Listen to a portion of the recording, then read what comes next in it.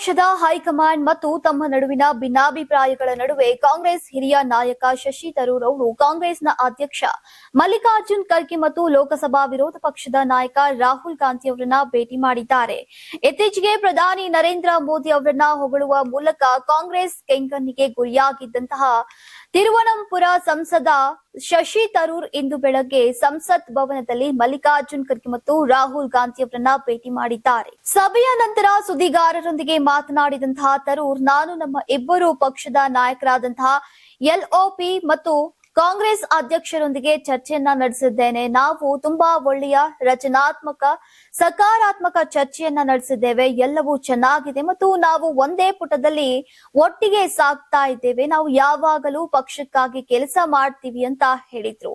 ಇನ್ನು ಕೇರಳ ಮುಖ್ಯಮಂತ್ರಿ ಅಭ್ಯರ್ಥಿ ಬಗ್ಗೆ ಚರ್ಚಿಸಲಾಗಿದೆಯೇ ಎಂಬ ಮಾಧ್ಯಮಗಳ ಪ್ರಶ್ನೆಗೆ ಉತ್ತರಿಸಿದಂತಹ ತರೂರ್, ಅವರ ಬಗ್ಗೆ ಎಂದಿಗೂ ಚರ್ಚಿಸಲಾಗಿಲ್ಲ.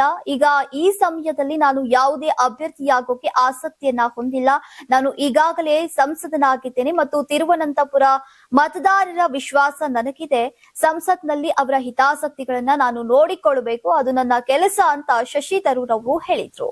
ಯಾರಾಗ್ತಾರೆ ಎಂಎಲ್ಎ ಅಭ್ಯರ್ಥಿ 2028 ಶೀಘ್ರದಲ್ಲೇ.